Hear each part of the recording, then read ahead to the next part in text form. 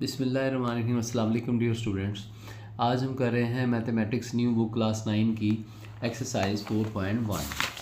तो 4.1 है जिसके अंदर question number 1, factorise by identifying common factors. Factorise करें, इसके जुज़ बनाएं, इसे तोड़ें या तकसीम करें।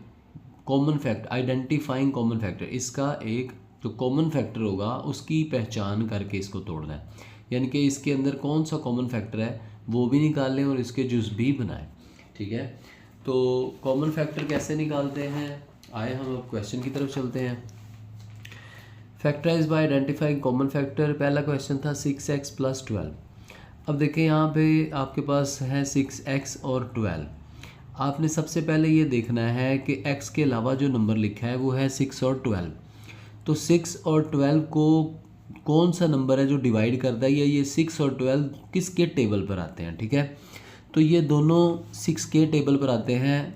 वाज़े पता चल रहा है कि 6 और 12 जो है वो 6 के टेबल पर आएंगे, तो ये इससे कॉमन निकल आया। ठीक है, यानी कि हमने इन दोनों को डिवाइड करना है। ये दोनों को कोई एक नंबर डिवाइड करता है तो वो 6 है। ठीक है, अब इसके अंदर x है और इधर x नहीं है तो ये कॉमन नहीं आएगा। अगर x यहाँ भी है और x यहाँ भी होता तो फिर हम इन दोनों का x भी कॉमन ले लेते, लेकिन चूंकि इसके अंदर जो नंबर है वो सिर्फ कॉमन निकल रहा है तो हम सिर्फ 6 ही कॉमन लेंगे।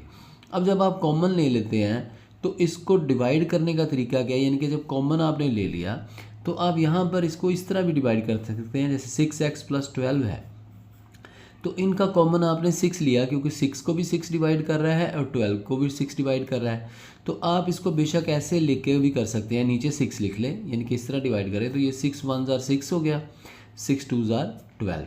तो ये देखें ये 6 जो है इन दोनों को डिवाइड कर रहा है, तो आंसर क्या आ रहा है x + 2, यानी कि 6 1 ज़ार 6, x रह गया, यहाँ पर जो 6 था वो ख़त्म हो गया, और 6 2 ज़ार 12, यानी कि ये 6 2 ज़ार 12। इस 6 ने इन दोनों को डिवाइड किया, यानी कि हमने ये 6 कॉमन निकाला था। तो जब हमने इसको डिवाइड किया तो ये 6 6 से कट गया, x रह गया और 6 2 ज़ार 12। तो ये इसका कॉमन फैक्टर आ गया और ये क्वेश्चन आपका सॉल्व हो गया। इसी तरह दूसरा क्वेश्चन देखें तो 15y² + 20y। अब देखें मैंने आपको जैसे बताया कि सबसे पहले आपने ये देखना है कि इसके अंदर नंबर कॉमन कौन सा आता है, यानी कि 15 और 20 में से कौन सा नंबर है जो दोनों को डिवाइड करता है, जो दोनों किसी एक नंबर के टेबल पर आते हैं। तो ये आपको नज़र आ रहा है कि ये 5 के टेबल पर आते हैं दोनों। ठीक है, तो हमने क्या किया, टेकिंग आउट कॉमन फैक्टर 5। अब y क्यों लिया हमने, अब यहाँ पर देखें सबसे पहले तो नंबर आपने देखा, उसके बाद आपने देखा कि ये x और y जो हैं इसमें से भी अगर कॉमन आता है, यानी कि यहाँ y² है और यहाँ y है, यानी कि y दोनों में है। एक बात आपने याद रखनी है कि जब आपने x या y में कॉमन देखना है तो आपने कॉमन उसको निकालना है जो छोटी वैल्यू होगी, यानी कि यहाँ y² है, यहाँ y है, तो छोटी वैल्यू y है तो हम y को कॉमन लेंगे, y² को कॉमन नहीं लेंगे, क्योंकि y² के अंदर y मौजूद है लेकिन y के अंदर y² मौजूद नहीं है। y इधर भी है, y इधर भी है, तो इट मीन्स हम एक y जो है वो कॉमन ले लेंगे, यानी कि हमने इसके अंदर से 5 सबसे पहले लिया क्योंकि 5 के टेबल पर ये दोनों आ रहे थे। ठीक है, और उसके बाद हमने क्या किया, उसके बाद हमने इसके अंदर से y कॉमन लिया, क्योंकि y² और y, ये y² के अंदर भी एक y, ये 2y है ना, y² है, y × y होता है, तो यहाँ y भी है और यहाँ भी y है, तो हमने 5y कॉमन लिया। जैसे हमने 5y कॉमन लिया तो अब हमने इस पूरी वैल्यू को 5y से डिवाइड करना है। तो आप इसको बेशक रफ पे ऐसे भी कर सकते हैं, जैसे मैंने ऊपर करके आपको दिखाया कि ये इसको ऐसे लिखे, नीचे 5y हमने कॉमन निकाल लिया। अब ये देखें ये जो स्क्वायर है इस y से ख़त्म हो जाएगा, क्योंकि एक y ख़त्म हो गया तो एक y तो बचेगा ना, तो ये y से काट दें, 5 3 ज़ार 12, 5 4 ज़ार 20। ठीक है, अब यहाँ देखें ये y स्क्वायर से कट गया था लेकिन एक y बच गया, 5 3 ज़ार 12, यहाँ 3 आ गया, यानी कि 3y बच गया। 15y² को हमने 5y से डिवाइड किया तो 3y आ गया, यानी कि हम यहाँ पर 3y लिख सकते हैं।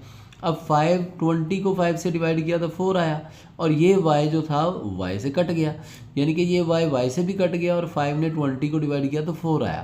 तो यहाँ पर हमारे पास क्या आ गया, 3y + 4, यानी कि 3y + 4। उम्मीद है आपको ये समझ आया होगा। ये तरीका मैंने आपको इसलिए बताया कि जैसे ब्रैकेट्स में लिखा होता है तो स्टूडेंट्स कंफ्यूज हो जाते हैं, तो आपने जब इसमें कॉमन ले लिया है तो आप बेशक इस तरह डिवाइड करके भी कर सकते हैं, जिससे आपको पता चल जाएगा कि यहाँ पर 15y² को 5y से डिवाइड करें तो क्या आता है, 20y को 5y से करें तो क्या आता है। बेशक इकट्ठा कर लें, बेशक सेपरेट करके देख लें। अब यहाँ पर मैंने इकट्ठा इन दोनों को डिवाइड किया 5y से, क्योंकि कॉमन फैक्टर लिया था, ठीक है। अगर आप अलग अलग से करेंगे तो भी आसानी से आपको ये 3y+4 ही आएगा। नेक्स्ट क्वेश्चन की तरफ चले तो यहाँ पर है 12x² -3x। अब देखें, जैसे मैंने आपको बताया, सबसे पहले तो आपने देखना है कि इसके अंदर नंबर कौन सा कॉमन आ रहा है।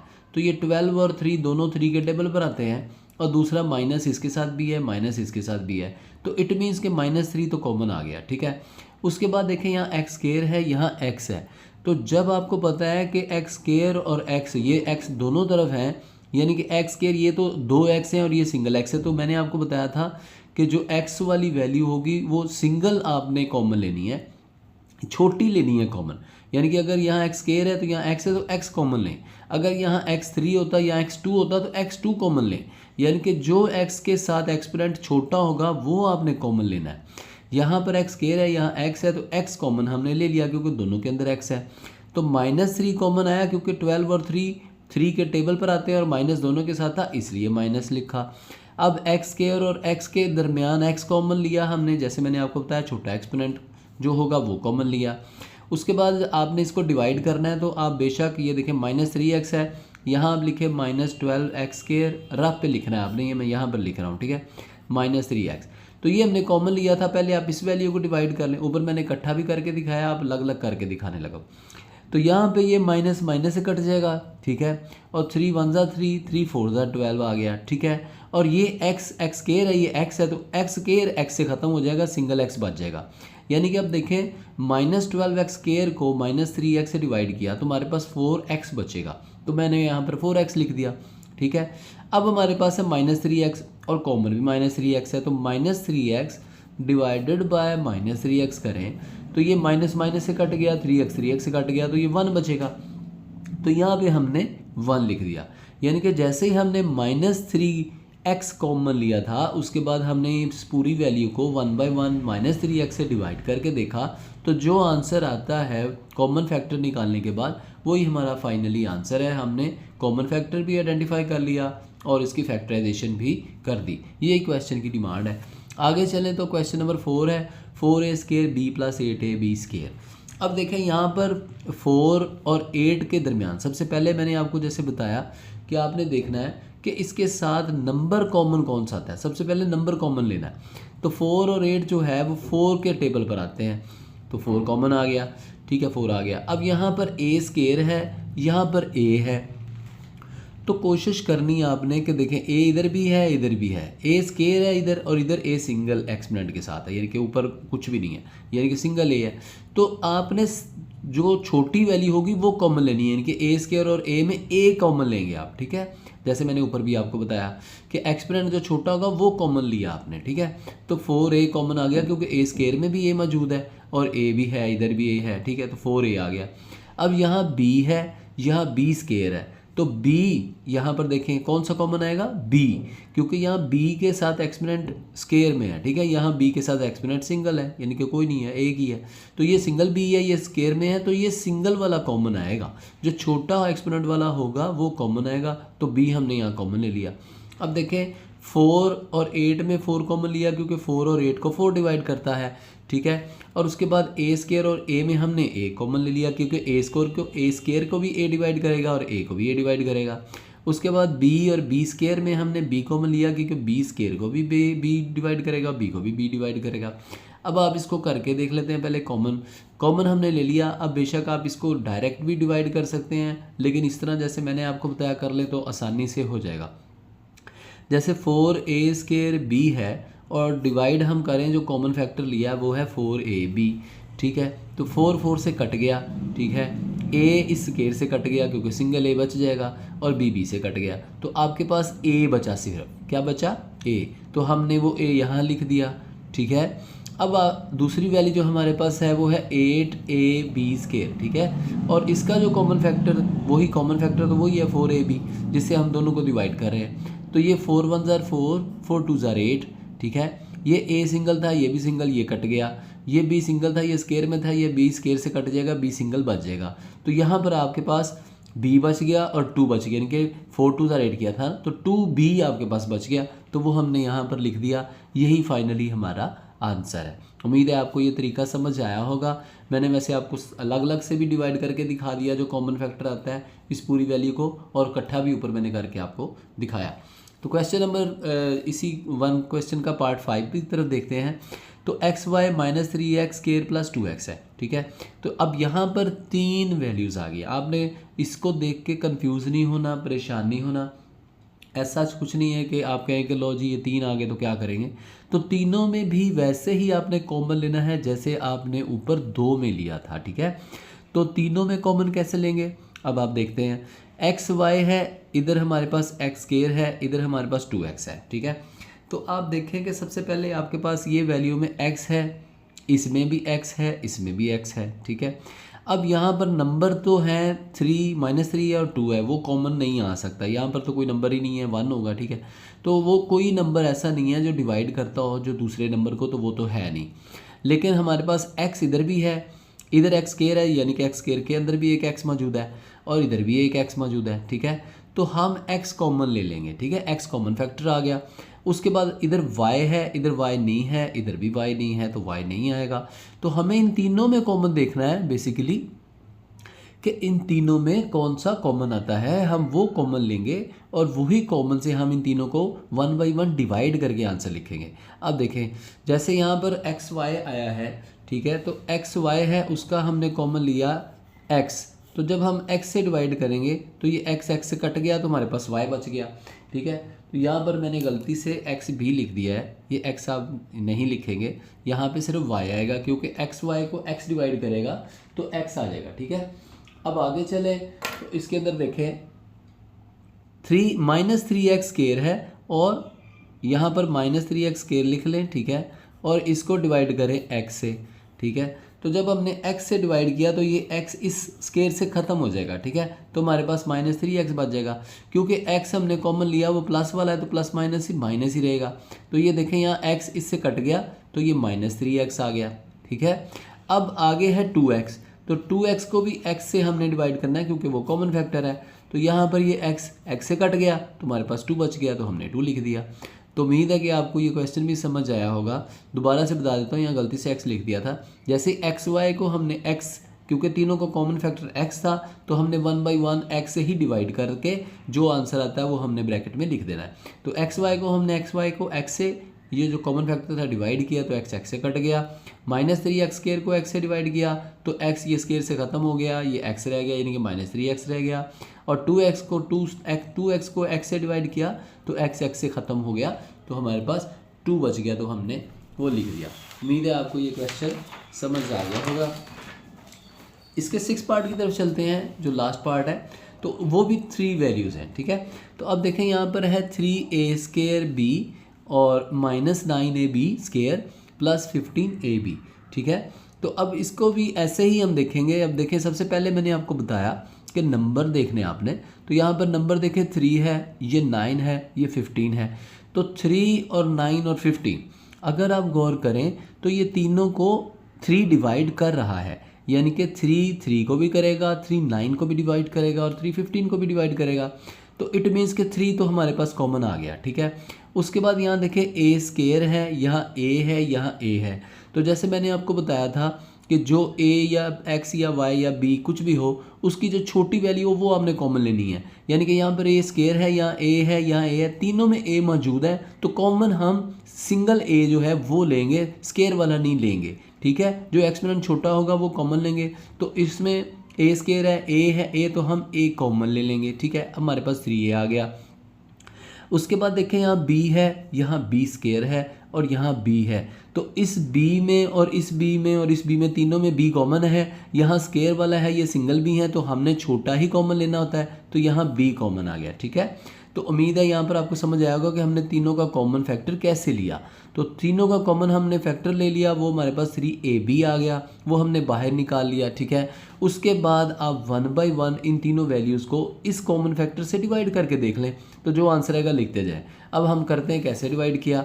जैसे कि सबसे पहली वैल्यू है 3a² b और डिवाइडेड बाय जो कॉमन फैक्टर है 3ab, ठीक है।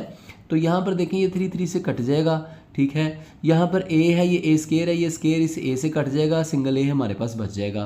और यहाँ b और b से कट जाएगा तो हमारे पास सिर्फ a बच जाएगा, ठीक है।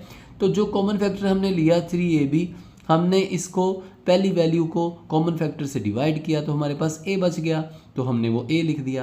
क्योंकि यहाँ पर प्लस था, यहाँ भी प्लस था, तो प्लस का a आएगा, ठीक है। ये आपने याद रखना है, साइन भी साथ साथ आपने कैसे लगाने हैं ये भी फॉलो करना है। अब दूसरी वैल्यू है -9ab² और डिवाइडेड बाय 3ab जो हमारा कॉमन फैक्टर है। अब देखें यहाँ पर ये 9 को 3 डिवाइड कर रहा है, 3 1 ज़ा 3, 3 3 ज़ा 9, तो ये 3 आ गया। अब ये भी a है, ये भी a है, तो ये दोनों a से कट गए, ठीक है, a से कट गया। अब यहाँ b है, ये b² है, तो ये स्केयर जो है इस b से ख़त्म हो जाएगा और यहाँ पर हमारे पास b बच जाएगा। तो यहाँ देखें -3 और b बच गया, तो हमने यहाँ पर -3b लिख दिया, ठीक है। आगे चलें तो हमारे पास 15ab है, ठीक है।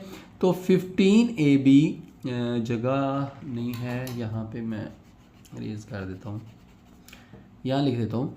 तो 15ab देखें, 15ab तो हमारा कॉमन फैक्टर 3ab है, तो हम उसी से ही डिवाइड करेंगे इसको भी, ठीक है। तो 3ab, अब देखें ये 15 3 के टेबल पर जाएगा, 3 1 ज़ा 3, 3 5 ज़ा 15, ठीक है। उसके बाद ये भी ये a दोनों a हैं, ये a से कट जाएगा, ठीक है। ये b है, ये भी b है, तो दोनों b भी कट गए, तो हमारे पास 5 आ गया। चूँकि दोनों का प्लस का साइन था तो 5 प्लस था, यानी कि +5 हमारे पास इस वैल्यू को कॉमन फैक्टर से डिवाइड करने के बाद आंसर है।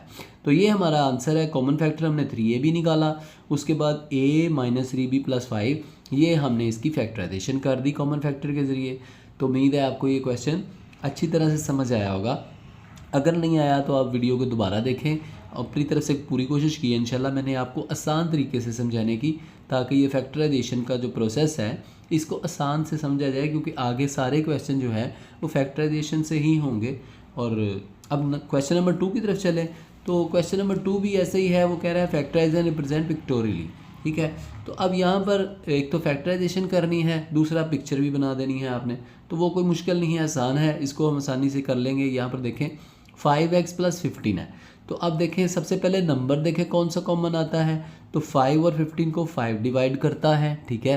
तो हमने 5 कॉमन ले लिया। अब इधर x है, इधर x नहीं था तो हम उसको नहीं लेंगे, ठीक है। अब इस कॉमन फैक्टर को इन दोनों को सिंगल बाय सिंगल डिवाइड कर लें। जैसे 5x है, इसको 5 से डिवाइड करें तो 5 से ख़त्म हो गया, हमारे पास x आ गया, साइन प्लस का था तो प्लस ही रहेगा। अब दूसरी वैल्यू 15 थी, तो 15 को भी हमने जो कॉमन फैक्टर लिया था उससे डिवाइड कर दें, तो 5 1 ज़ा 5, 5 3 ज़ा 15, तो यहाँ पर 3 आ गया, ठीक है।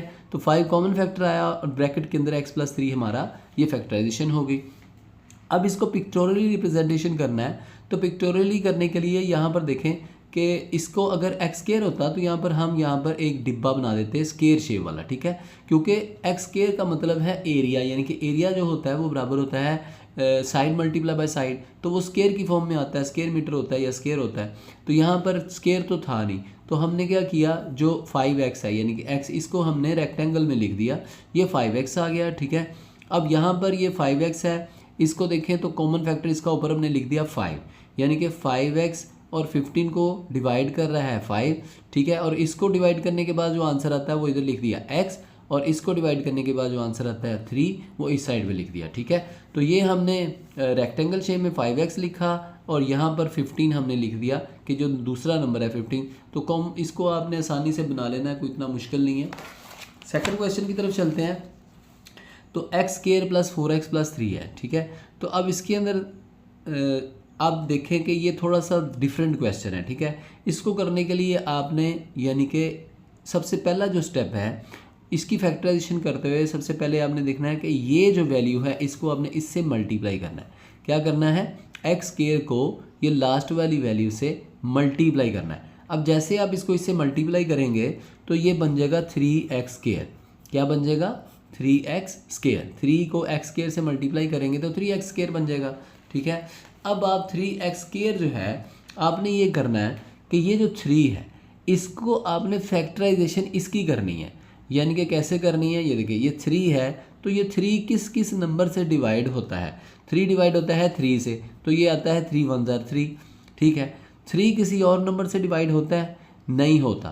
तो आपने सबसे पहले ये करना है कि ये इसकी फैक्टराइजेशन कर देनी है। उसके बाद आपको 2 नंबर ऐसे चाहिए जिनको आप प्लस या माइनस करें तो 4x आए, ये प्लस 4x आए, ठीक है, और मल्टीप्लाई करें तो 3x² आए, ठीक है। अब देखें हमने सबसे पहले 3 की फैक्टराइजेशन की इस प्रोसेस के लिए कि हमें प्लस माइनस करके जो नंबर सेंटर वाला है वो लाना है और मल्टीप्लाई करके ये साइड पे जो नंबर बनता है वो लाना है, यानी कि हमें 2 नंबर वो चाहिए जो मल्टीप्लाई करें तो 3x² आए, ठीक है, और जो प्लस करें, ठीक है, यानी कि प्लस करें, ये सॉरी यहाँ पर लाइन लगाती, ये अगर 2 नंबर प्लस करें तो हमारे पास आंसर 4x आए, ठीक है। तो उसके लिए मैंने आपको बताया कि सबसे पहले आपने ये जो मल्टीप्लाई करके नंबर आता है उसकी फैक्टराइजेशन करनी है, ठीक है। उसको आपने जब किया तो आपके पास जो है वो 3 सिर्फ 3 से ही डिवाइड होता है, तो हमने वो कर दिया।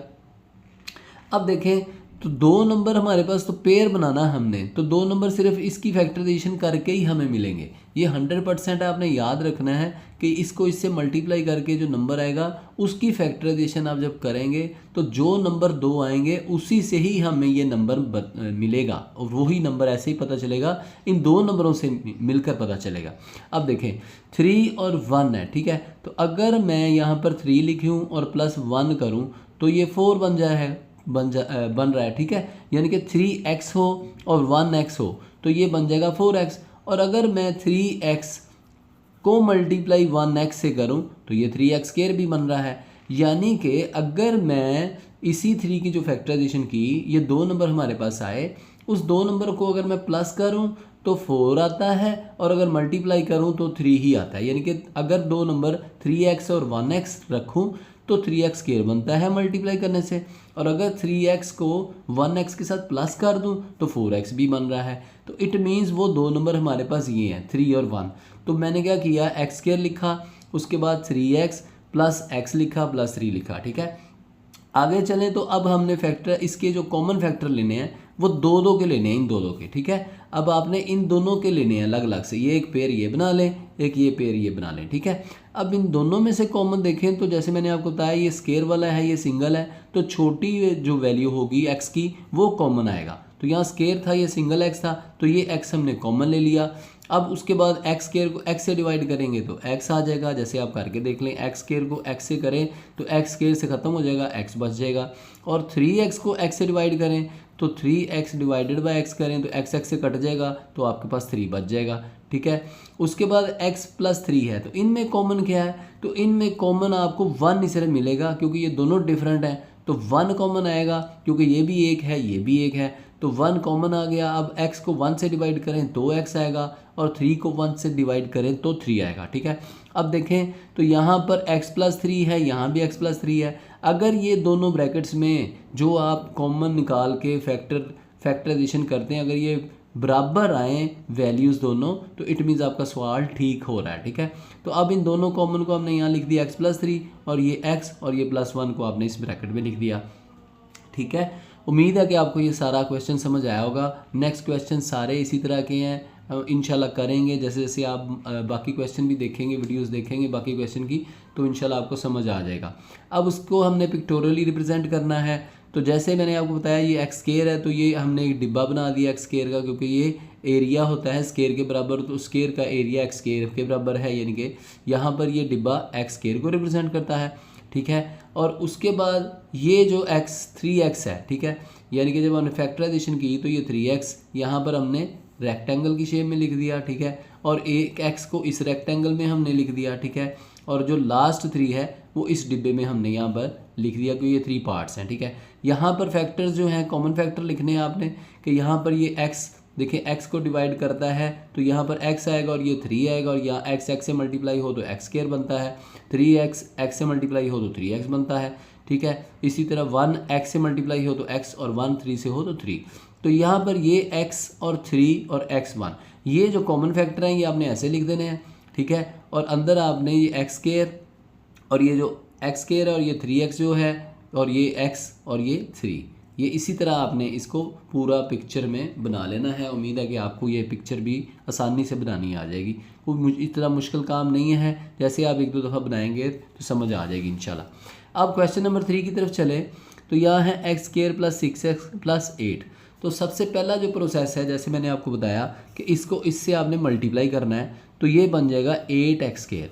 क्या बन जाएगा? 8x square. अब आपने वो दो नंबर जो आपने ढूंढने हैं कि जो दो नंबरों को मल्टीप्लाई करें तो आपके पास 8x स्क्वायर आए, और जो दो नंबर आप प्लस करें तो आपके पास क्या आना चाहिए? 6x। क्या आना चाहिए? 6x। इनके प्लस क्या है तो प्लस का 6x आना चाहिए, ठीक है। तो अब दो नंबर कौन से चाहिए जो मल्टीप्लाई करे? तो मैंने आपको बताया जब आपने फर्स्ट स्टेप में इसको इससे मल्टीप्लाई करना है तो जो वैल्यू आती है आपने उसको डिवाइड करके देखना है इसको कौन कौन डिवाइड करता है। इसके आपने जो पेयर बनाने हैं वही पेयर यहाँ बनेगा। 100% वो पेयर इसी में से निकलना है, किसी और जगह से नहीं निकलना। आपने इसको डिवाइड करना है तो वो पेयर बनेगा। अब 8 को आप डिवाइड करके देखें कौन करता है। सबसे पहले तो 8 को 8 ही करता है, तो 8 1 ज़ा 8 आ गया, एक पेयर ये बन गया, ठीक है। उसके बाद देखें तो 8 को करता है 2, तो 2 4 ज़ा 8, ठीक है, एक पेयर ये बन गया। तीसरा पेयर कौन सा है? तो तीसरा कोई और पेयर नहीं है जो 8 को डिवाइड करता हो। या 8 को 2 डिवाइड करता है और 4 आता है, या 8 को 8 डिवाइड करता है तो 1 आता है।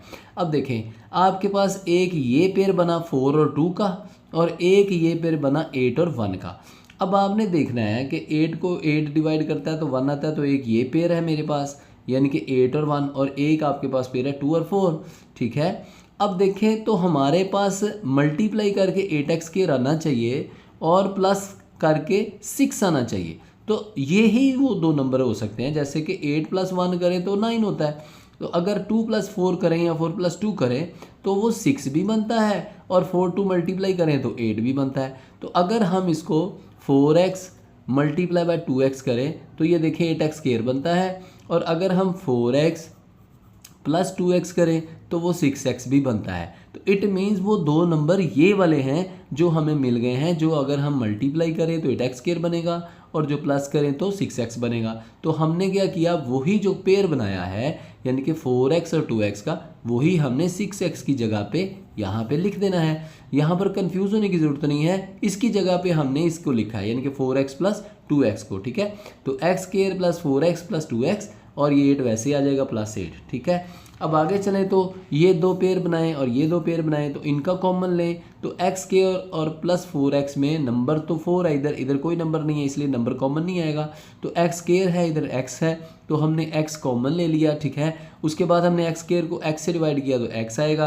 अब अगर 4x को x से डिवाइड करें तो x से कट जाएगा और 4 आ जाएगा।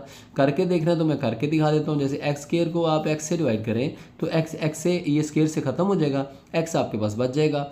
और 4x को अगर x से डिवाइड करें तो ये x से कट गया तो आपके पास 4 आ गया। उसके बाद 2x + 8 में कॉमन देखें तो ये 2 है और ये 8 है, तो 2 और 8 को 2 तो डिवाइड करता है, ठीक है। तो हमने 2 कॉमन ले लिया, और उसके बाद x तो है नहीं, इधर है नहीं, इधर है, तो x कॉमन नहीं आएगा, ठीक है। तो जैसे कॉमन आया तो हमने 2x को 2 से डिवाइड करें तो 2 2 से ख़त्म हो जाएगा, तो हमारे पास x आ जाएगा। और 8 को 2 से डिवाइड करेंगे तो डेफिनेटली 4 आएगा, क्योंकि 2 4 ज़ा 8 होता है, ठीक है।